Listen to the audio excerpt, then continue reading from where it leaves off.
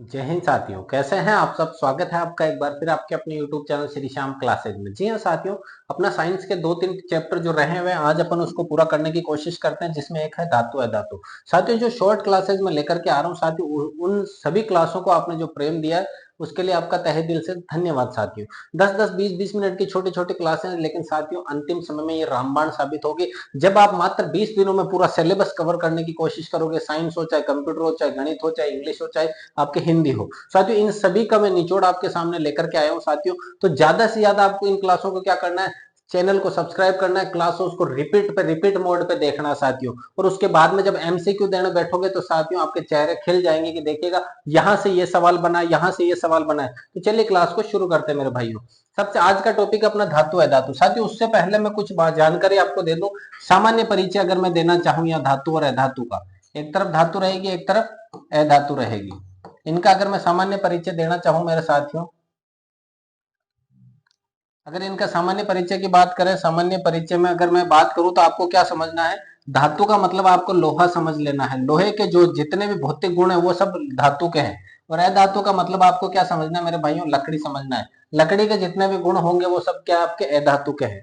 पहला, धातु कैसी होती है, चमकीली। तो यहां अगर मैं चमकीला गुण रखूं कि चमकीला गुण किसमें होता है, चमकीला गुण धातु में होता है, अधातु में नहीं होता है। अधातु में नहीं होता, लेकिन अधातु में एक अपवाद है। अपवाद कौन सा साथियों, आयोडीन। आयोडीन जो है अधातु होते हुए भी चमकीली दिखाई देती है, ये इसका अपवाद। और अपवाद का सवाल बनता ही बनता है मेरे भाइयों, अपवाद का सवाल। यहाँ आयोडीन, आयोडीन क्या है मेरे साथियों, अपवाद है। लेकिन आयोडीन अधातु होते हुए भी क्या होती है, चमकीली होती है। दूसरा है ध्वनिकता। तो अब आप मेरे को ये बताओ, लोहे में ध्वनि होगी या लकड़ी में होगी। लोहे में ध्वनि होगी, अधातु में नहीं होगी, यानी धातु में ध्वनिकता का गुण पाया जाता है, अधातु में नहीं पाया जाता। तीसरी अगर बात करें मैं इनकी अवस्था, अवस्था की अगर मैं बात करूं साथियों, धातु ठोस अवस्था में होती है और ये ठोस व द्रव दोनों अवस्था में पाई जा सकती है। लेकिन एक अधातु ऐसी भी द्रव अवस्था में पाई जाती है। कमरे के तापमान कौन सी है साथियों, ब्रोमीन जो धातु है वो कमरे के ताप पर कौन सी अवस्था में, द्रव अवस्था में पाई जाती है। इसके अलावा बात करें साथियों गलनांक, गलनांक धातु का क्या होता है मेरे भाइयों, उच्च होता है। धातु का गलनांक क्या होगा, उच्च होगा। ध्वनिकता अवस्था गलनांक, गलनांक इसका उच्च होता है, इसका निम्न होता है। इस उच्च गलनांक के अंदर टंगस्टन सबसे भारी होती है। टंगस्टन जो है उसका 3380 के लगभग केल्विन ताप इसका रहेगा मेरे भाइयों, सबसे ज्यादा इसकी रहेगी। इसके अलावा अगर मैं बात करूं मेरे भाइयों आगे की तरफ, गलनांक हो गया। और आपके इसके बाद में बात करूं क्वथनांक और गलनांक के बाद में साथियों कौन कौन सा, आघात वर्धनीयता। आघात वर्धनीयता, आघात वर्धनीयता क्या होता है हमारे भाइयों, आघात मतलब चोट मारने पर जो वृद्धि होती है। आघात यानी चोट जब मारोगे तो जो वृद्धि होगी वो लोहे में होगी या लकड़ी में होगी साथियों, वो किस में होगी, लोहे में होगी, लकड़ी में नहीं होगा ये गुण। इसके बाद में तन्यता, कौन सा साथियों, तन्यता। तन्यता गुण क्या होता है, तन्यता का मतलब होता है खींचकर लंबा करना। यहाँ धातु को खींचकर लंबा कर सकते हैं या लकड़ी को खींचकर लंबा कर सकते हैं। धातु को खींचकर लंबा कर सकते हैं, लकड़ी को नहीं। अर्थात तन्यता की अगर मैं बात करूं मेरे भाइयों, सोने का जो 1 ग्राम का तार है उससे आप 2 किलोमीटर लंबा तार बना सकते हो। सोने का 1 ग्राम जो अंश है उसको आप अगर खींचते जाओ तो उस 1 ग्राम से 2 किलोमीटर लंबा तार बनाया जा सकता है। बहुत बार एग्जाम में पूछा हुआ भी है। सोने की शुद्धता को मापते हैं किसमें साथियों, कैरेट में मापते हैं। शुद्ध सोना कितना होता है, 24 कैरेट का होता है। और सोने, शुद्ध सोने से कभी आपका आभूषण नहीं बनता है मेरे भाइयों। 24 कैरेट के सोने से आभूषण नहीं बनता, आभूषण बनेगा हमेशा 22 से 20 से। क्योंकि शुद्ध सोना का जो भाव है, जो आपके जो भी आभूषण बनेगा वो लचीला रहेगा, टूट जाएगा जल्दी। इसलिए उसमें कठोरता लाने के लिए उसमें क्या मिलाया जाता है, तांबा मिलाया जाता है। सर ये कुछ इनके धातु अधातु के गुण थे। इसके बाद में जैसे कि बात करें अभी कौन सी आपके द्रव अवस्था में पाई जाती है, कौन सी इसमें पाई जाती है, ये सभी यहाँ पर बात करेंगे इनकी। लेकिन साथियों अब बात करते हैं अपने जो कोर्स में मैंने जो लिख रखा है उन नोट्स के बारे में साथियों। यहाँ नोट्स में से कौन कौन से सवाल है। अब यहाँ नोट्स की बात करें साथियों, अब देखना अपनी क्लास शुरू होती है ये पूरा का पूरा ऐसे तत्व जो इलेक्ट्रॉन का त्याग करते हैं, जो इलेक्ट्रॉन का क्या करते हैं, त्याग करते हैं, उनको अपन क्या कहते हैं, धातु। और जो इलेक्ट्रॉन को क्या करते हैं, ग्रहण करते हैं, इलेक्ट्रॉन क्या करते हैं, ग्रहण करते हैं, उनको क्या कह देते हैं, अधातु कहते हैं मेरे भाइयों। इलेक्ट्रॉन का त्याग करके प्लस चार्ज ले लेंगे, उनको अपन क्या कहेंगे, धातु। धातु के लेटिन नाम की अगर मैं बात करूं देखिएगा साथियों, सोडियम का लेटिन नाम Na से शुरू होता है, पोटेशियम का K से शुरू होता है, केलियम कहा जाता है। आयरन का Fe, सोना का Au, चांदी का Ag, तांबा का Cu, टंगस्टन का W से शुरू होता है, इंपॉर्टेंट रख लेना साथियों, हो सकता है कोई पूछे तो। पारे का मरकरी Hg से, एंटीमनी Sb, टीन का Sn, शीशे का Pb। सक्रियता श्रेणी क्या है साथियों, यहां पर थोड़ा सा ध्यान देने की योग्य बात है। सक्रियता श्रेणी क्या है साथियों? सक्रियता श्रेणी की अगर मैं बात करूं, सक्रियता श्रेणी की, कि सक्रियता श्रेणी किसे कहेंगे, देखिएगा साथियों, एक सेकंड इसको बड़ा करके दिखा देते हैं सक्रियता श्रेणी की। सक्रियता श्रेणी साथियों, सक्रियता श्रेणी की अगर मैं बात करूं तो पदार्थों के अंदर जो रहेगी क्रम, पदार्थों का जो क्रम रहता है, धातुओं की क्रियाशीलता की, कौन कितना ज्यादा अधिक क्रियाशील है, कि जैसे आपने देखा होगा कि पोटेशियम हो गया, चाहे सोडियम हो गया, चाहे कैल्शियम हो गया, इनको अगर आप खुले स्थान में रखोगे तो ये आग पकड़ लेते हैं। तो प्रश्न बनता ना कई बार कि पोटेशियम का जो है, सोडियम का जो टुकड़ा है, उसको आप केरोसिन के तेल में डुबोकर रखते हो, क्यों साथियों? इसीलिए रखा जाता है कि अगर केरोसिन को, इसमें सोडियम के टुकड़े को खुले स्थान पर रखोगे तो वो आग पकड़ लेगा मेरे भाइयों, आग पकड़ लेगा। इसलिए उसको किस में रखा जाता है? आपके केरोसिन के तेल में रखा जाता है। और कुछ पदार्थ ऐसे हैं जिनको किसी से कोई मतलब नहीं है, जैसे सोना चांदी, जैसे कि सोना और चांदी, इनको किसी से कोई मतलब नहीं है मेरे भाइयों, तो ये क्या करते हैं? आपके किसी से कोई किसी भी प्रकार की क्रिया नहीं करते हैं। सक्रियता श्रेणी के साथ नीचे निकल नहीं रहा साथियों, एक बार पीडीएफ देख लेते हैं इसमें। बस ये सक्रियता श्रेणी है, इस पेज में कुछ नहीं है। सक्रियता श्रेणी का क्रम दे रखा है, यहाँ पे देखो सोडियम पोटेशियम वगैरह ये जो है ये सबसे ज्यादा सक्रिय होते हैं, और सबसे नीचे सोना चांदी ये है जो सबसे कम सक्रिय होते हैं साथियों। इनकी देखो अगला वर्ग संख्या 2, क्षारीय मृदा धातु होती है, डी ब्लॉक होता है जो संक्रमण धातु का है, एफ ब्लॉक है जो दुर्लभ धातु का है। इतना कोई सवाल, अब भौतिक अवस्था में से सवाल बनेगा मेरे भाइयों, भौतिक अवस्था का सवाल बनेगा। अगर देखिएगा एक बार इसको ऊपर की तरफ कर लेते हैं, किस प्रकार से होगा।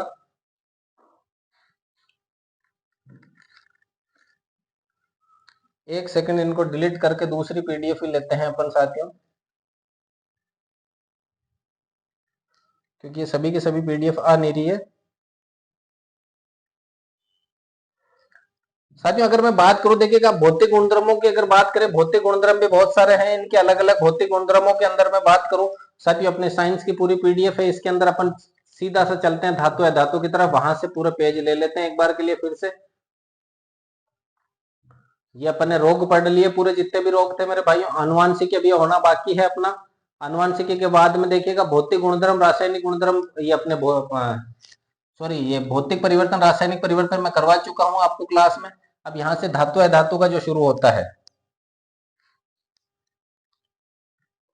ये पूरा का पूरा किस पे आ गया साथियों, यहाँ पर है पूरा, एक बार चेक कर लेते हैं इसको।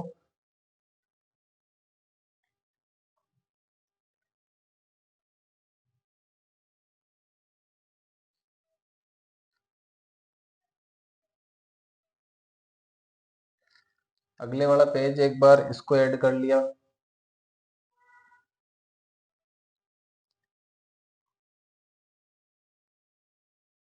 यहां तक ऐड हो गया एक बार के लिए, ठीक है साथियों।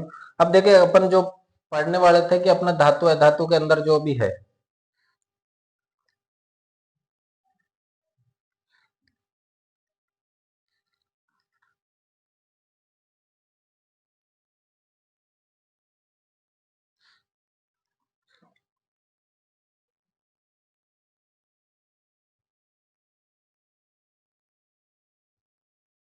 यहाँ पे समझना साथियों, थोड़ा हो नहीं रहा, टेक्निकल आ रहा है, जो भी आ रहा है आप एक बार देख लो।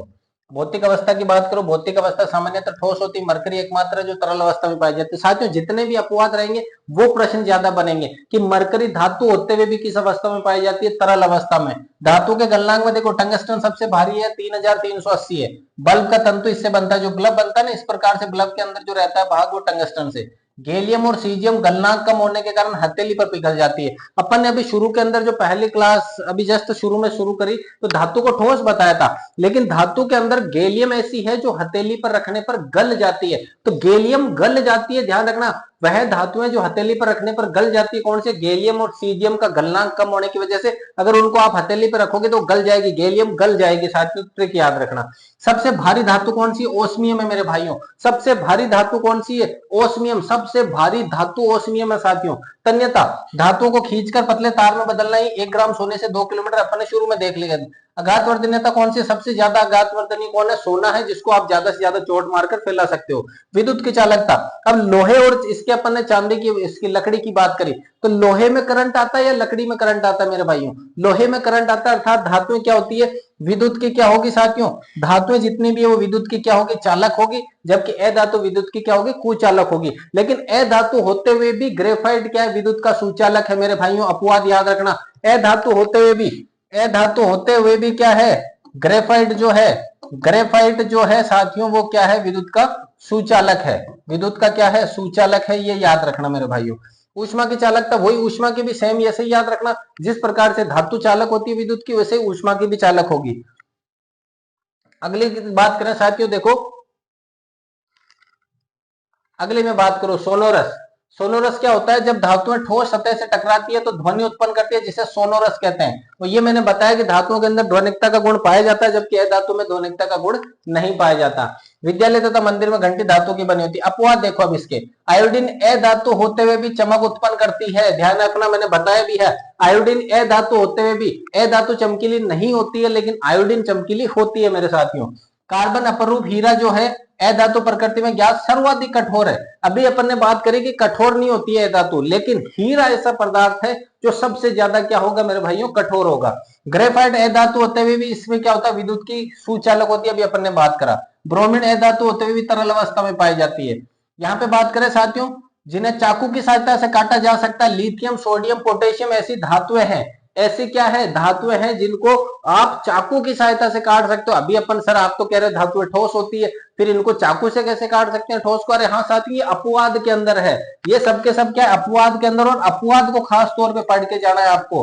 अब बात करें धातुओं के रासायनिक गुणधर्म के साथियों, सबसे पहला दहन, अगर मैं धातु को O2 की उपस्थिति में दहन करने पर धातु ऑक्साइड बनाती है, जैसे मैंने ले लिया फेरस यानी लोहा, उसको अगर मैं ऑक्सीजन की उपस्थिति में दहन करवा रहा हूं तो क्या बनेगा मेरे भाइयों, FeO, फेरस ऑक्साइड बन जाएगा। क्या बन जाएगा, फेरस ऑक्साइड बन जाएगा साथियों, क्या बनेगा, फेरस ऑक्साइड बन जाएगा, सीधा सा।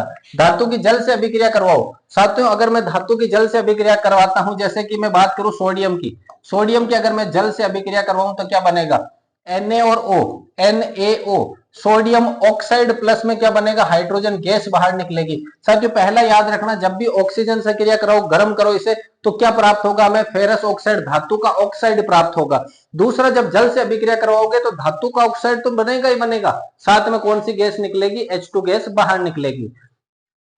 कैल्शियम सामान्यतः जल से क्रिया करके अभिक्रिया करके H2 गैस करके दिखा देता है, मैग्नीशियम रिबन निर्मित करता है जो कि धातु सतह से चिपक जाता है, नॉर्मल सा है साथियों। अब बात करें अपन अगली,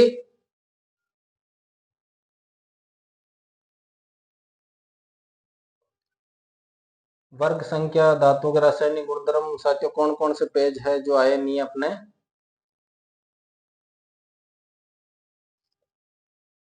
धातुओं का गुणधर्म आ रखा है ये पेज। फेरस, जिंक और एल्यूमिनियम जलवाष्प से क्रिया करती है, सो ये जो है सोना, चांदी, प्लेटिनम, ये किसी से कोई क्रिया नहीं करती है साथियों। और प्लेटिनम को सफेद सोना भी कहा जाता है, क्या कहा जाता है साथियों, सफेद सोना भी कहा जाता है प्लेटिनम को, क्योंकि सोने की तरह ये महंगा है मेरे भाइयों। धातु के अम्लों के साथ अभिक्रिया हो तो क्या होगा, जैसे कि जिंक है, इसके अगर अम्लों के साथ अभिक्रिया कराऊं मैं, H2SO4 क्या होता है, सल्फ्यूरिक अम्ल है, इसके साथ अभिक्रिया कराऊं तो Zn क्या हो जाएगा, SO4, ZnSO4, और ये H2 गैस क्या हो जाएगी मेरे भाइयों, बाहर की तरफ निकलेगी। इसी प्रकार से नाइट्रिक अम्ल के साथ भी क्रिया करवाएं तो क्या बनेगा, वही आपके क्या बन जाएगा साथियों, HNO3 से क्रिया करके किसी से भी क्रिया करो साथ में साथियों क्या बनेगी, H2 गैस बाहर निकलेगी। एनोडीकरण क्या होता है साथियों, एल्यूमिनियम धातु पर कृत्रिम रूप से ऑक्सीजन की मोटी परत चढ़ा दी जाती है, जिसे क्या कहते हैं, एनोड कहते हैं, और इस पूरी घटना को क्या कहेंगे, एनोडीकरण कहते हैं। धातु के ऊपर कृत्रिम रूप से ऑक्सीजन की परत चढ़ा देना, कोई भी लोहे की धातु होगी, एल्यूमिनियम की साथ ही धातु किसकी है, एल्यूमिनियम की है, उसके ऊपर ऑक्सीजन की परत चढ़ा दी जाती है, जो अपने ये जंग वगैरह से बचाने का कार्य करती है। इसके अलावा है यशद लेपीकरण, अगर आपने पढ़ा हो, गैल्वेनीकरण, लोहे से संक्षरण से बचाने के लिए धातु की पतली परत। यशद लेपीकरण, ताजा हुआ विलयन जिसमें सांद्र, जिसमें HCl की मात्रा HNO3 एक्वारेजियम, यशद लेपीकरण समझना मेरे भाइयों, यशद लेपन।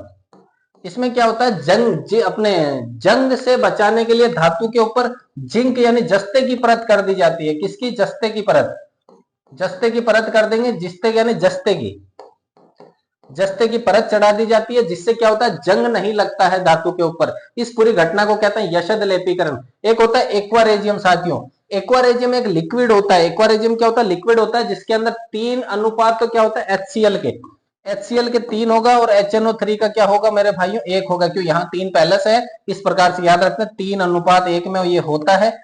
इसके विलयन में क्या होता है मेरे भाइयों, इसके विलयन में सोने व चांदी को पिघलाने की क्षमता होती है। आप गांव में देखो, गांव में फेरी लगाने वाले आते हैं, वो क्या कहते हैं कि भाई हम आपका सोना और चांदी को नया बना देंगे, और औरतें उनके चुगल में फंस भी जाती है, और वो सोना व चांदी को उस आपके लिक्विड में डालेगा, तो लिक्विड में डाल के आपको दे देगा कि देखो ऐसा नया हो गया। वो नया हो जाता है, लेकिन उस आपके जो द्रव अवस्था की जो लिक्विड है एक्वारेजियम, उसके अंदर वो सोने व चांदी के कुछ अंश अपने अंदर रख लेता है साथियों, तो वही क्या है, एक्वारेजियम कहलाता है। धातु और अम्ल ये किस प्रकार से क्रिया करते हैं, धातु क्या करता है, इलेक्ट्रॉन का त्याग करता है, धातु क्या करता है, इलेक्ट्रॉन को ग्रहण करता है मेरे भाइयों। अधातु किसे कहते हैं, ऐसे तत्व जो इलेक्ट्रॉन को ग्रहण करते हैं अधातु कहलाते हैं। ये उपधातु है साथियों, क्या है, BSi GeAs, boron, silicon, germanium, arsenic, antimony, tellurium, polonium, ये क्या है साथियों, पूरे के पूरे क्या है, उपधातु है। अब इनका निष्कर्षण किस प्रकार से होता है साथियों, वो देखो। निष्कर्षण का मतलब होता है इनको जमीन से जब निकालते हैं तो उस प्रक्रिया को कहते हैं अपन खनिज। और इसके अंदर जो अशुद्धियां पाई जाती है वो गैंग कहते हैं। अशुद्धियां गुच्छे के रूप में होती है, गुच्छे में क्या आते हैं साथियों, गैंग कहलाती है। गुच्छा क्या कहलाएगा, गैंग। उन गैंग को क्या कहेंगे, खनिज की अशुद्धियां कहते हैं। फिर आता है अयस्क साथियों। अब देखो यहाँ पर ये जो अधिक क्रियाशील तत्व थे, अपन ने बात करी सोडियम, पोटेशियम, कैल्शियम, जो अपन ने शुरुआत के अंदर क्रियाशीलता वाली सारणी देखी थी। अधिक क्रियाशील धातुओं को साथियों विद्युत अपघटन विधि द्वारा क्या करते हैं, साफ किया जाता है उनको। जो मध्यम वाली होती है उनको भर्जन और निस्तापन विधि द्वारा किया जाता है। जो बहुत कम क्रियाशील है, किसी से कोई क्रिया ही नहीं करती है साथियों। अभी मैं अगर बात करूं सोना चांदी की, रेन की, किसी से कोई क्रिया नहीं करती है, पृथ्वी से जब बाहर आती है तो हमेशा शुद्ध रूप में ही आती है साथियों। कहने का मतलब है इनके अंदर कोई शुद्धता मिलावट की बात नहीं होती है मेरे भाइयों।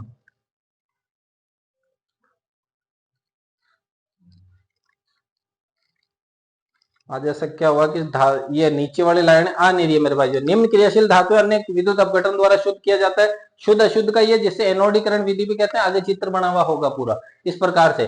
भर्जन किसे कहते हैं, तेज गर्म करने की प्रक्रिया को क्या कहते हैं, भर्जन कहते हैं। कुछ धातु ऐसी होती है जो मतलब यह है कि गर्म करने पे शुद्ध होती है। जैसे कि अगर मैं बात करूं नमक और पानी का मिश्रण अगर आपने ले लिया, अगर आप उसको गर्म करोगे तो वो क्या हो जाएगी, शुद्ध होने की प्रक्रिया कहलाती है। उसी प्रकार से निस्तापन, थर्मेट अभिक्रिया बहुत इंपॉर्टेंट है मेरे भाइयों, ध्यान रखना। रेलवे की जैसे ये पटरी है, ये रेलवे की पटरी, और यहां से कोई पटरी टूट गई है, यहां से पटरी टूट गई, अब उसके आप बेल्डिंग वगैरह तो करने से रहे मेरे भाइयों, तो बेल्डिंग नहीं करोगे तो आप क्या करोगे, एल्यूमिनियम का पेस्ट भर दोगे उसके अंदर, एल्यूमिनियम का पेस्ट भर दोगे। उस एल्यूमिनियम का जो पेस्ट है गलित अवस्था में प्राप्त होती है, जिसका उपयोग रेलवे ट्रैक को जोड़ने में किया जाता है। एल्यूमिनियम को ऊष्मक्षेपी क्रिया द्वारा यहाँ भर दिया जाता है साथियों, जिसकी वजह से ये जो ट्रैक है पूरा का पूरा चिपक जाएगा और यहाँ बेल्डिंग करने की संभावना नहीं रहेगी। ये क्या कहलाती है, थर्मेट अभिक्रिया। टूटे हुए रेलवे ट्रैक को जोड़ने की जो प्रक्रिया एल्यूमिनियम के द्वारा, उसी को क्या कहते हैं मेरे भाइयों, थर्मेट अभिक्रिया कहते हैं। कैंसर उपचार में कौन काम में लिया जाता है, धातु कोबाल्ट, कोबाल्ट 60 को। परमाणु बिजली घर में किसको काम में लिया जाता है, थेर्मियम को काम में लिया जाता है। पादप की पत्तियों में मैग्नीशियम पाया जाता है हरे कलर का। हीमोग्लोबिन में कौन सी होती है, आयरन होती है। अमलगम के किसकी मिश्र धातु है साथियों, Hg की, पारे की मिश्र धातु है अमलगम। बहुत इंपॉर्टेंट है, बहुत बार एग्जाम में पूछा गया है। अमलगम किसकी मिश्र धातु है, पारे की मिश्र धातु है मेरे साथियों।